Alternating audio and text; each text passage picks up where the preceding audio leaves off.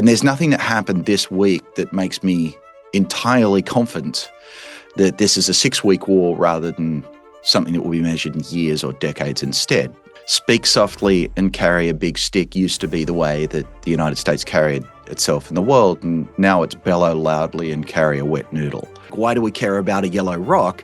Things only have value if other people think they have value. I only believe these zeros and ones have value if other people believe they have value. The Iran conflict has caused permanent damage to the economy, and we're going to find out what this permanent damage is. We're also going to find out how the Fed is going to respond and what's next for economic growth. Will our living standards change materially in 2026, and how? Justin Wolfers joins us now to discuss these topics. He is the professor of public policy and economics at the University of Michigan and the co-host of Think Like An Economist podcast. He has a PhD in economics from Harvard, and he is a columnist also for the New York Times. Welcome to the show, Justin. Good to see you. Pleasure to be here, David. I want to start with a recent post that you made on X on the 7th of April. Let me just share my screen.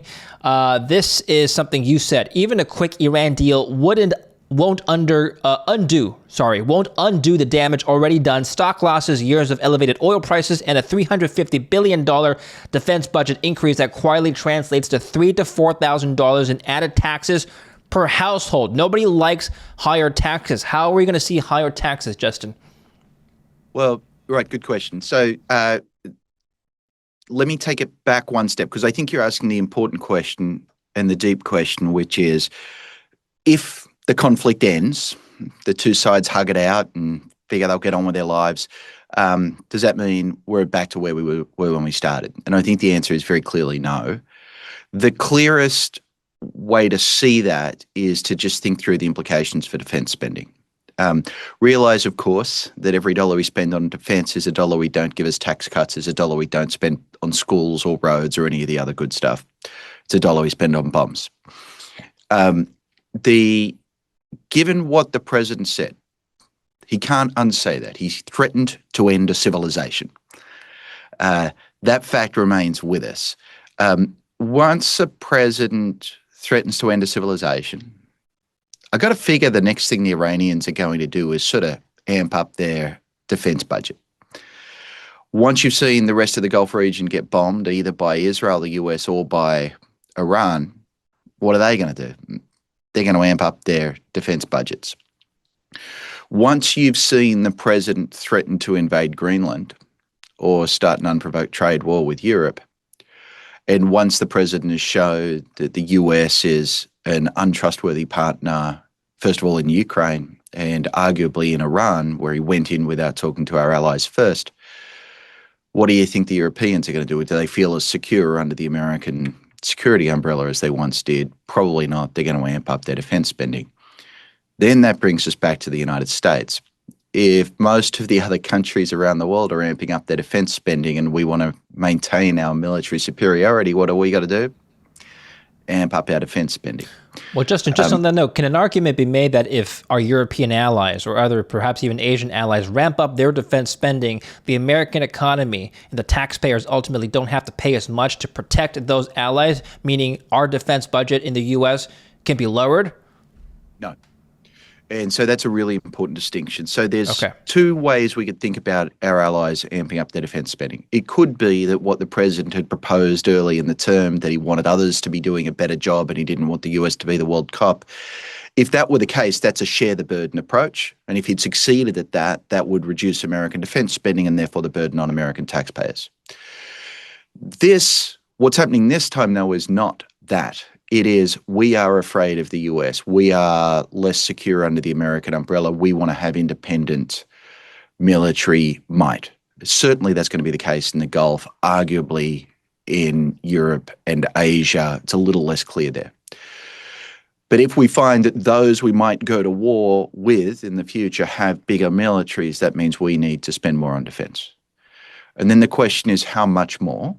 And we could look at the president's budget. And the president's budget asks for a $1.5 trillion defense spend, which is $350 billion more. Now, there's a very, very simple fact in the world. If you're going to spend another dollar, that means you're going to have to tax another dollar. So when the president announces another $350 billion in defense spending, he's also announced another $350 billion tax hike. There's 350 million Americans, so that's roughly speaking $1,000 per American as a tax hike right there. And that's true whether we're in peace or war. If we're at war, it's probably even larger still. Well, let's come back to the war itself. I want to talk about how these conflicts have traditionally or historically impacted the economy and, per my introduction, perhaps led to recessions. Let's take a look at some prior recessions going back to the 80s. 2020 was COVID. 2008 was a financial crisis. 2000 was a tech bubble. 1990, it coincided with the first Gulf War. But according to the St. Louis Fed data here that I'm showing on my screen, the recession really started in Q4 1989, and the Gulf War was middle of 1990. Was there any impact at all from the Gulf War on the economy in terms of recessions and growth? Yeah, so I'm just going to tell you I'm too young to have strong memories of that particular war. I'm proud I'll get to say that. But let's talk about the second Gulf War, because that was one I actually did research on. I had a research paper that came out during that period, was that the early 2000s, with Eric Zitzowitz, and which was a very different war than the current one, because the president made the case for going to war very slowly over a period of months. It was the front page story all day, every day. Are we going to take Saddam out? And it turns out there was a very early prediction market. We have them everywhere now, but at the time they were quite rare. There was a prediction market: will the US go to war with Iraq, not Iran? And that moved up and down as the president's rhetoric changed. And what was astonishing was how closely correlated that was with what was going on with US stocks. And basically, in a week in which it became 10% more likely we'd go to war with Iraq, US stocks on average would fall 1.5%. And so if you were to scale that up, that tells you maybe 1 to 1.5%. So if a 10% change in the chance of war is worth 1 to 1.5% on stocks, then 100% change in the chance of war is worth 10 to 15% on stocks. That experience, so that's not saying that's necessarily what the cost was. That's a very difficult thing to calculate. But that says that markets were acting as if they believed American stocks were worth 10 to 15% less if we went to war in Iraq. Economists have subsequently gone back and tried to calculate the economic costs of that Iraq war. By some estimates, the cost is to be measured in trillions of dollars. That's enough that those two estimates, the stock market freaking out and these sort of more line-by-line estimates, sort of cohere. That experience really shapes how I think about what's going on at the current moment. Because you've seen on days in which escalation is more likely, American stocks have fallen dramatically.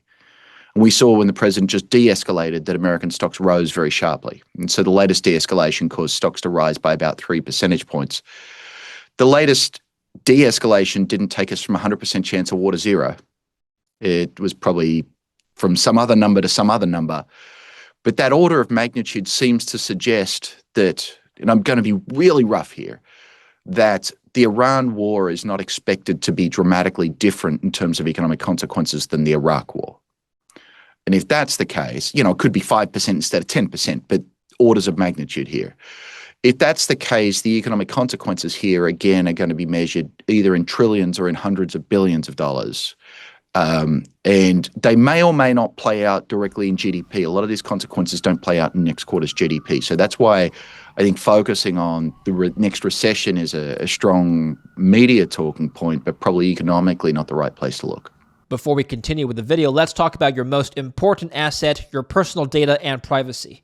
Now, your personal data is constantly being collected and sold and exposed online from places like shady data broker sites and even big data breaches. So your private information like your name, address, and phone number is out there on the internet, and it's easier to find than you actually think. That's why I recommend today's sponsor, Delete Me. It takes a few minutes to set up, and they handle the entire process. They find where your information appears, verify those listings, and submit removal requests to hundreds of data broker websites. They also continue monitoring over time, since this data can resurface and reappear. I've been using Delete Me for over a year now, and their privacy reports clearly show that over 325 listings of my information have been removed. Check it out now. Scan the QR code on the screen or go to joindeleteme.com/DavidLin, link in the description down below, and use my code DavidLin for 20% off. Take control of your privacy today. Now back to the video. Well, the Iraq War lasted 8 years. If we're talking about how this may not be that different, are we also looking at a protracted multi-year conflict with Iran? Is that the assumption here? So no, that's the question. Yeah. So I want to remind you that on the eve of the Iraq War, Donald Rumsfeld said this war could last 6 days, maybe 6 weeks, but I doubt 6 months. The point of that quote is that Rumsfeld understated the duration of the war by a factor of 365. In fact, even more than that. And so what that says is when you're looking at these sorts of conflicts, the argument isn't whether it's going to be a 4-week war or a 6-week war. We should more or less learn from Iraq. When we say 4 weeks, it could be 4 months, it could be 4 years, and it might even be 40 years. And there's nothing that happened this week that makes me entirely confident that this is a 6-week war rather than something that will be measured in years or decades instead. And so I think you hit exactly the right point. If we turn around, we hug it out, we high five, we say we're done, let's get back to normal, and we do so in an enduring, sophisticated, clever way that keeps both sides on track, then I think you're right. The long-term consequences will be remarkably small.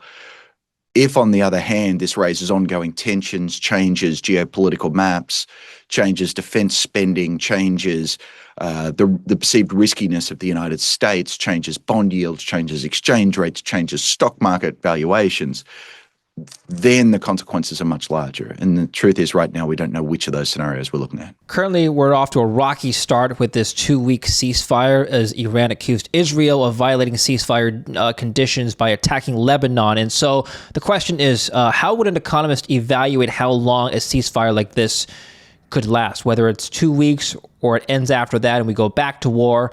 What is the framework for making this evaluation?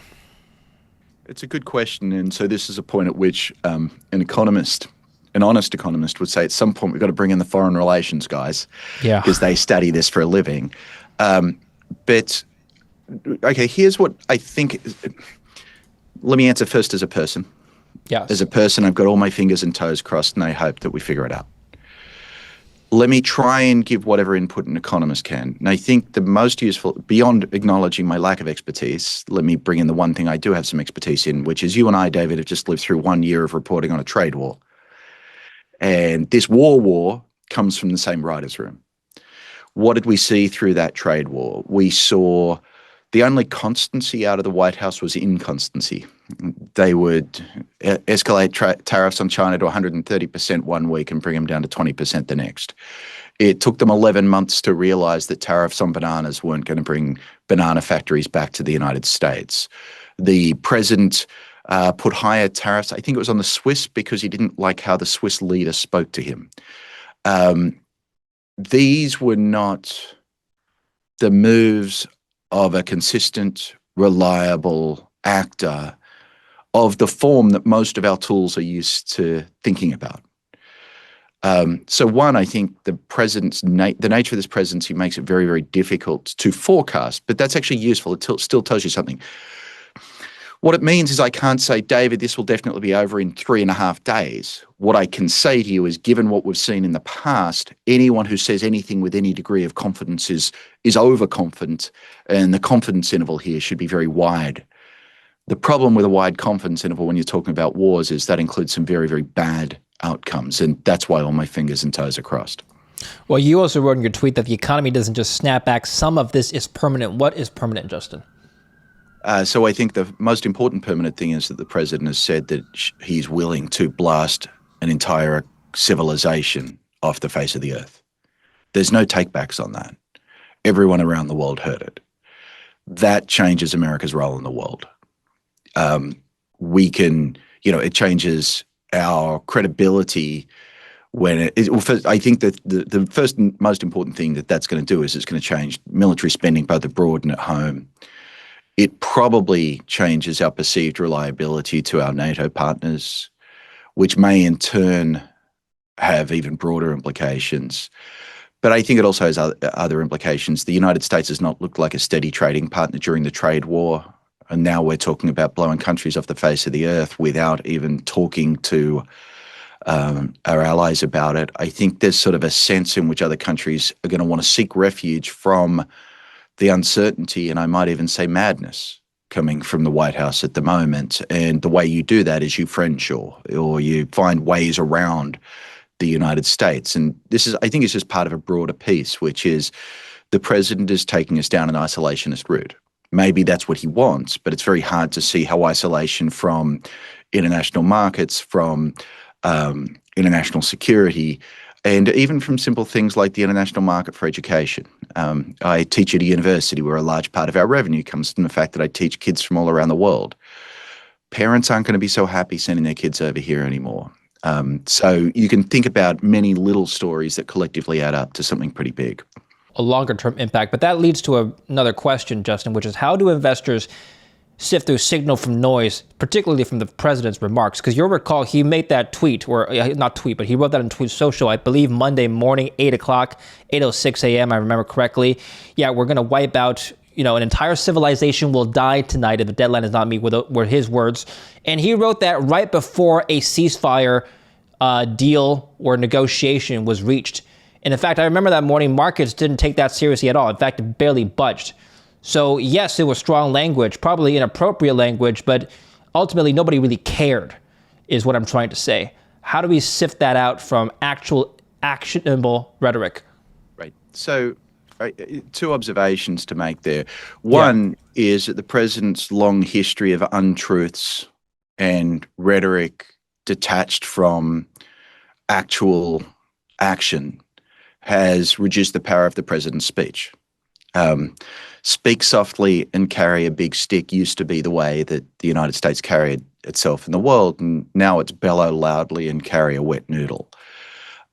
One of those gives us great power in the world, the other does not. And I think the president has actually undermined the presidency's ability to shape world affairs. That's a real cost. If we're going to have the world's biggest military, but we can never speak seriously about when and how we're going to use it, then no one's ever going to listen to us. Then why the hell did we spend those billions of dollars on the world's greatest military? The second thing I want to turn from sort of thinking about this as an international relations issue and thinking about it instead as a purely financial issue. When the president speaks, sometimes he's telling the truth and sometimes he's not. That's a very difficult signal extraction problem for folks in markets. Yes, he threatened to take Greenland and he didn't take it. Yes, he threatened to annihilate Iran and he didn't do it. But he did also threaten to overthrow Venezuela and did it. So sometimes he does follow through. So therefore, what traders have to do, roughly speaking, is take what the president says with not just a grain of salt, but a hefty bath of salt. Wow, bath salts. Didn't think we'd be talking about that today, but I hope you have great bath salts. What that in turn means, it's really interesting what that means. It used to be when the market moved 1 percentage point, it would move 1 percentage point because the president said something and the market thought that thing that the president said would reduce the value of stocks by 1 percentage point. Now, when the market moves 1 percentage point, if the president if the market thinks there's only a 1 in 4 chance the bloke's serious, that means that when it thinks reality would cause the action would cause stocks to fall by 4 percentage points, it'll fall by 1 percentage point. So that in turn means that when we see modest movements in markets, that still is incredibly consistent with them saying, if the president were to follow through, the economic implications would be enormous. I have no idea if I was clear just then, David. Yeah, I understand what you're saying. It's very difficult to actually take the president's words at face value and actually apply a trading signal to that. But let's take a look at economic data. Can we actually use economic data as a signal? March payrolls, for example, came in at 178,000, well above the consensus estimate of 59,000. The 3-month average still sits just at 68,000 after February was revised down to a negative 133,000. So these payroll numbers have become noisier and noisier in recent months compared to prior years. How do we use labor market data as a gauge of economic growth? It's so we can all complain about the data we have, and then I just want to remind you that these are the least imperfect numbers we have. Yeah. I'd much rather take the pulse of the economy using non-farm payrolls than using retail sales or the ISM numbers or anything like that. The Let me say two more things. The numbers were really positive, and anyone who doesn't update as a result of that becomes somewhat more optimistic. I think you're not paying attention. Now, these are all pre-war numbers. The second thing I'd say about it is there's a very interesting series put out by the San Francisco Federal Reserve where the numbers that the administration puts, that the statisticians put out, are seasonally adjusted. So they say what typically happens in March, but they're not weather adjusted. But we know weather has a really big effect on things like construction, employment, and so on. And it turns out if you apply a weather adjustment, the San Francisco Fed reckons that, in fact, we lost tens of thousands of jobs in March, as we did the previous month. I wouldn't bet my house on that being exactly accurate, but what that does is it makes me wonder, is this a false signal? And I think there's a reasonable chance that it is. I think I said I'd only say two things. I want to just say one more thing here. There's one more thing that makes interpreting payrolls very, very difficult right now, which is the United States has moved from decades of positive population growth to, with the immigration crackdown, population growth being very close to zero and possibly negative. That in turn changes the equation for how many jobs do we need to create in order for us to be treading water. But the problem is no one quite knows what that estimate is. I've seen estimates as low as zero and as high as 70,000. And so while that's unclear, while it's unclear what's happening to population growth, we may be better off focusing on the unemployment rate, because the unemployment rate really is a measure of how many jobs are we creating relative to how many do we need to create. And on that measure, it's sort of going sideways, very, very slowly drifting up. It's kind of hard to tell, but it looks like things aren't terrible, at least. Yeah, you tweeted about this actually. The unemployment rate, the trend is going up. It's still, what is the historical average above which you would be concerned as an economist, Justin? Yeah. So it's a really good question, David, because I was talking about the change and you were focusing our attention on the level, and they're both important objects for very different reasons. So the level of unemployment really is how well are we doing. Now, the good news is it was down as low as 3.5% a couple of years ago. The bad news is it's back up to 4.25%.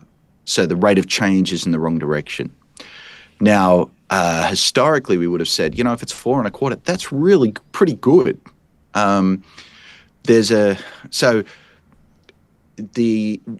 Let's put both things in the same sentence then, and we say the unemployment rate tells us the labour market is in a moderately good position, but moving in the wrong direction, albeit very, very slowly.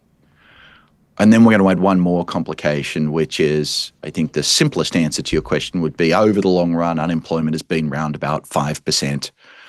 So some people would say that's the natural rate, and anything below 5 is terrific and we should be really happy. And the problem with that story is that over the long run, the average rate actually tends to change. And the real magic of getting an economy right is actually reducing that average rate. And there was reason to be somewhat optimistic that the US economy can do better than 5% unemployment. And I still retain some of that optimism. You'll recall that in 2022, there were 2 quarters of consecutive negative GDP growth. It was not officially declared a recession, but by some textbook measures, that was technically a recession, although not officially declared one as such. How do you explain 2 quarters of negative GDP growth at a time when the unemployment rate was falling, as per this graph? Yeah, good question. So, look, first of all, you might want to take a look at this. My memory is that one of those negative quarters got revised back to being positive back in 2022. Okay. My memory is also imperfect. But the question still remains, which was GDP growth was very weak even as unemployment was falling. Look, there's a lot going on there. One, the way we make our GDP sausage is actually remarkably uglier than almost anyone wants to admit. And I think using GDP as your primary indicator of the state of the economy is probably not the best way forward. If we could measure it perfectly, it might well be, but we don't. The second is back in 2022, there was still a lot of very interesting and important post-pandemic dynamics going on. You know, people had gone home, people were out of the labour force. What are people returning? You know, we basically unplugged the machine and plugged it back in, and that's a good way of fixing Windows, but it's not necessarily a healthy thing to do to an economy. So, mate, I don't have a complete story of 2022, but 2022 was a very odd little mystery, actually. Okay, yeah, that is odd. And where I'm going with this is how the Fed reacts to data. We need to talk about this. The Fed minutes came out yesterday. We're speaking on Thursday the 9th today. Fed minutes show growing openness to rate hikes at March meeting. Yeah. A growing number of Federal Reserve policymakers felt last month that interest rate hikes might be needed to counter inflation that continued to exceed the central bank's 2% target, particularly given the inflationary impact of the U.S.-Israeli war with Iran. Maybe comment on how the Fed makes decisions. It's my understanding that they look at core PCE data, which excludes food and energy. So one has to wonder how higher oil impacts Fed policy. So on Friday, the latest CPI numbers come out. Yeah. And they're going to show the effects of the Iran war. And they're going to show headline inflation spiking in a quite dramatic way. Now, the flip side of that is economists have always said don't pay too much attention to headline inflation. Headline inflation is what it is. It measures what it's meant to measure, which is what's happening to the cost of living. Policymakers, though, should be thinking about what is the underlying inflationary momentum in the economy. And it turns out there are a few goods whose ups and downs don't say a lot about the underlying inflationary momentum in the economy. One of those is food. Why is that? Things like droughts affect food prices, and they don't affect underlying inflationary psychology. And the other is actually energy. And the reason for that is that we see things all the time go on in the Middle East that don't have much to do with underlying momentum in the American economy. And so if we want to figure out what the underlying pace of inflation is that we can expect to continue over the next few years, the real signal there comes from core inflation. It excludes food and energy. Most of the serious economic models suggest that the oil price shock coming out of Iran will have quite a large effect on headline inflation, but actually very, very muted effect on core inflation. If the Fed were to take this view seriously, that core inflation is not going to move very much and that unemployment's probably rising at a very slow rate, that would suggest maybe the Fed ought to be somewhat dovish. It ought to be thinking about lowering interest rates. That's a view I take very seriously because I take our economic models and understanding of the economy very seriously. Well, sorry, please. There's the counter argument at the Fed, I can just explain the case, and I think it's also a serious one, is inflation expectations beget inflation.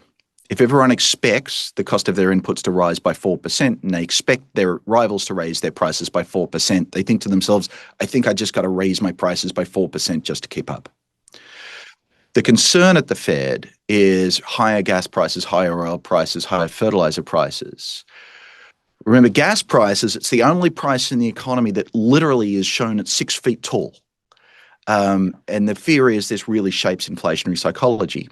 And the second fear is that the Fed has had inflation above its target now for 4.5 years. And if we keep having inflation above its target, maybe an inflationary psychology will take hold where people begin to expect higher inflation and that causes higher inflation. And the Fed is desperately keen to tamp that down. So in this alternative story, what the Fed's worried about is not oil prices, but actually inflation expectations. And if it can keep a lid on inflation expectations, that's when it will feel comfortable to cut rates. Right now, the markets don't believe the Fed will raise rates. This is the CME Fed Watch tool. So it's using bond market data to make a prediction. As of today, April 9th, the expectation at the April 29th meeting is that the Fed funds rate will stay unchanged. And this expectation actually lasts throughout the year. Yep. You don't actually get a meaningful percentage at either a 25 basis point cut or hike at all until December 2026. Now, let's just say for the sake of argument, the market's wrong. The Fed at some point raises rates this year, not lowers, raises rates. What happens if the Fed raises rates this year, Justin? What would happen to the economy? Okay, so actually, let me come back and set the stage a little Yeah. more there. So you're exactly right to say what had happened. If you talked to me on February 27 before the Iran war, the market and the Fed basically all agreed there'd be some rate cuts coming this year, roughly, probably round about two. The Iran war happened, two to three maybe. The Iran war happens. There's this big spike in inflation in headline inflation, which will be shown in the latest CPI numbers. Um, and the Fed, relying on the sorts of economic theories I just described to you in response to your past question, said, well, that slows us down a little, but we still expect to cut rates. And according to the most recent Fed meeting, they still anticipated 1 to 2 rate cuts with a little bit more weight on one rate cut rather than two, whereas markets moved to saying there's no more rate cuts coming this year at all. So most of the debate is, will the Fed stick with its expectation that it's going to look through some of the oil shock and still cut rates a little bit later in the year, versus we don't believe they're going to do that. They're going to be so embarrassed by these high inflation numbers, they're going to feel that they have to raise rates. That's where most of the debate has been so far. You've just pushed us, David, to it. And I think, by the way, as a matter of history, usually when the Fed says something, if it says it in a careful and thoughtful way and the market believes something else, I tend to believe the Fed. This is a case, though, where Jerome Powell, I think, was very clear at the last meeting. He said, we really haven't done a lot of work factoring in the latest war. There was just no point. Like, you may as well just wait and find out what happens and update your views after that. So this is a case where I think the Fed has shown a real willingness to be responsive to whatever changes are going to happen. So this could be a round that the markets win, in which case we end up with no Fed rate cuts this year rather than the 1 or 2 that they're currently pointing to. So let's take what the markets think. What happens if there's no cuts this year? What will happen to the economy? Right. So the economic growth is a little bit slower relative to the counterfactual in which there had been. In a world in which, and how worried you are about that depends a lot on how you think we're currently doing. So if you think we're sort of doing okay right now, and interest rates stay sort of like they are okay right now, then you'd feel kind of comfortable about that. If you're on edge and you think that the economy's on the precipice of a recession and it needs some help to get us out of that, and then this would really worry you. And this comes back to the earlier question you're asking about how do you see what's going on with the labour market right now. If you believe the labour market is showing if you believe the strength from the latest number, then you'd say, oh, we're doing okay. We're fine without an extra rate cut. If you believe the San Francisco Fed that okay is a weather-induced illusion and we've been losing we continue to lose jobs at a rate that we haven't seen in years, then you're worried that the Fed's not ready to act to try and help us out right now. I think ultimately the average American and anybody in the world wants to know, what are the economic conditions necessary for real wages to rise meaningfully? Meaning my standard of living is going to beat inflation because my salary or wages will rise faster than the rate of change of the goods that I consume. Are we in that condition today? Not really. Okay. And we're not because of two reasons. One is tariffs, and the other is the oil shock. So let me just briefly explain why that really makes a difference. So historically, your real wage, your spending power, that's what we care about, right? The idea that is determined by the level of inflation doesn't really make sense when you think about it. Now, it might be for a little while, which is if prices go up rapidly, it takes a while to convince your boss that you need a pay rise. But we also know from looking at dozens of countries from dozens of decades, typically when prices rise, wages rise to keep up. It takes a little while, but it happens pretty quick. And so therefore your spending power is not determined by inflation. So a lot of people right now don't feel that in their bones, but that's because they've grown up. David, you're, I'm guessing, younger than me. You've grown up where for most of your life, inflation's been really low. Those who are a little older than you, your parents' generation grew up, they experienced very high inflation through the 1980s. And they understood the deal. When prices rise, wages rise to catch up. Now, there's something different, though, about a tariff-induced inflation. So the thing is, what normally would happen is if prices rise, then the widgets that I produce, my boss can sell them at a higher price. That means that the value in dollars that I produce for my boss is higher. My boss, therefore, wants to give me a pay rise in order to make sure I stick around. But when prices rise because your costs rise, say because of tariffs or an oil price hike, the boss no longer has more money left. The boss has no reason to give me a pay rise. And so a supply shock induced price hike is the one kind that's not going to lead to a corresponding wage hike. So in fact, it's much more painful. It actually leads, prices are going to rise without necessarily guaranteeing people's wages are going to catch up. We know that prices are sticky upwards, meaning when they go up, they usually stay high. But during a recession, we have deflationary forces. Do you see anything or any particular sector that has a higher chance of going down in price this year? I'll give you a personal anecdote. And the one thing I have in mind is rent. Where I live in Vancouver, people are negotiating with their landlords to actually keep their rent stable or mark down their rents. I actually know somebody who is a landlord who had to mark down his rent for the first time ever in his life. That's one example. Do you see anything else? Yes, but I want to start by drawing a very sharp distinction. So when economists talk about inflation, we mean a generalized rise in prices. Yes. Across all prices. When economists talk about deflation, we mean a generalized fall in prices across everything. What you're describing is instead a change in the price of one good relative to others. And in your case, you're talking about Canadian real estate and Canadian rent, and the Canadian rents might be falling. I believe some of that's also happening in the United States. When economists talk about the costs of deflation, though, we're talking about the costs of a generalized fall in the cost of living, which is not what you're describing.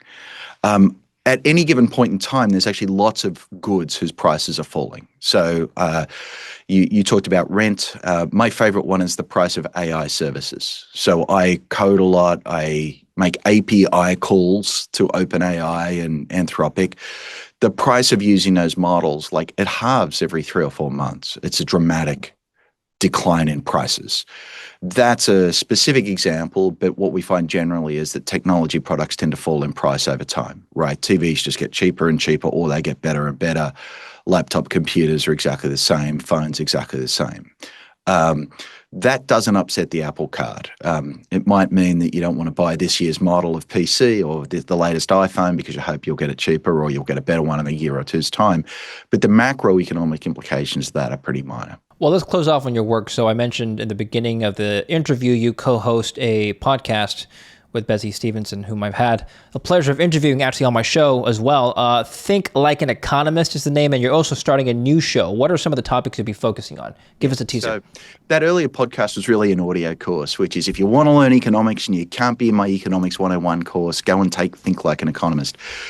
David, honestly, I admire what you're doing with your audience, which is I believe the world would be a better place if we knew more economics. And it turns out that the university pays me to teach economics. And so what I want to do is bring the superpower that is economics to people. I probably won't, to some degree, I'll follow the ups and downs of what's happening day by day. But I also think I may have bored some of your listeners right now. You might have noticed I have a tendency to teach rather than to talk. And I think that when people understand what's going on in the world around them, the anxieties many of us feel right now actually fall. So I think economics is a superpower, and I just want to teach people to learn how to fly. Well, I'm curious how you would answer this final question I have for you. You teach economics to students every year at an entry level, you said. So how would you explain to, let's say, a freshman in college how or why gold is trading at nearly $5,000 an ounce and has doubled in just a span of less than 18 months? Oh, wow. So great question, because the answer is I would tell them gold confuses the living crap out of me. And I don't know if we're allowed to swear. But so let me answer a slightly different question, but I think they're related. Sure. Some students come to me and they say, what's going on with Bitcoin? Should I invest in Bitcoin? I'm like, Bitcoin is zeros and ones. It has no inherent value. I would never buy it. I believe there's a big chance one day the value of Bitcoin goes to zero. Now, this is where I want to show a moment of humility. This is where we come back to gold. Gold has no inherent value. It's a shiny rock. Like diamonds actually have industrial value, right? Where you can make drills and things like that out of them. Gold is just a shiny rock. It doesn't do much. why would I want to pay anything per ounce for gold? And it turns out people buy gold because they think other people value gold. And that's a self-sustaining equilibrium. The same thing is true of Bitcoin. So look, if you told me the value of gold were to fall 97% tomorrow, I wouldn't be surprised. It would be that we all just stop believing that yellow metal is more important than yellow rocks are. At the moment, we seem to believe yellow rocks are more important than rocks of other colors. That's a social convention. That social convention could go away. But the narrative that gold is a counter-dollar asset, I don't know if you agree with that, first of all, but let's say you do. Does the price of gold rising the way it has signal to you that the dollar has lost or is about to lose purchasing power? Right. So I sort of answered a different question than the one you're asking, which is this deep fundamental question, like, why do we care about a yellow rock? Yeah. And I said it's because of a social convention. Let's bring the two closer together, which is the social convention is it's a yellow rock that we all think will continue to be valuable in the future, even if other assets aren't. That's why you might call it a safe asset. Now, again, I just want to point out that's a social convention. So if I thought that my civilization was about to be blown off the face of the earth, and the only thing that will persist are yellow rocks and the social convention that yellow rocks are better than other colored rocks, then I would want to buy a lot of yellow rocks. That's probably sort of a metaphor for what's happening right now. And if you want to sharpen the edges of that, I'm just going to say, David, you're probably better qualified than I am to answer that. I'm just wondering if the social convention is going to shift towards another currency that's not the dollar or a yellow metal in the future. Perhaps another fiat currency or perhaps a digital currency. And we'll close off here. Absolutely. Look, these are literally social conventions. Things only have value if other people think they have value. Lots of people talk about the value of Bitcoin being that it's different than fiat money. But again, it's just, I only believe these zeros and ones have value if other people believe they have value. Sure. Same fundamental problem, but money has existed now for thousands of years. It's an amazing thing. And I've also been wrong about lots of things as well. Justin, thank you so much. Tell us where we can find your channel, your work, and when we can expect your new YouTube channel to launch. Yeah, so it's a secret. Soft launch is underway right now. So if you go to YouTube and look at Justin Wolfers, if I haven't put you to sleep already at this point, Dave, it's far more interesting podcast. And you feel like you want to learn a little bit of economics with an Aussie accent. So I'm at Justin Wolfers on YouTube. I'd love to see you over there. Otherwise, I'm available on all the socials and we're posting clips and all of that stuff. But I'm excited I'm excited, David, that we can enlarge this conversation and together maybe we'll teach the world economics.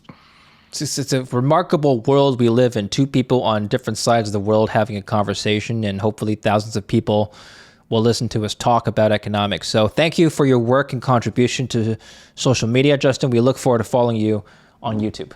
Thanks, man. Thank you for watching. Don't forget to like and subscribe.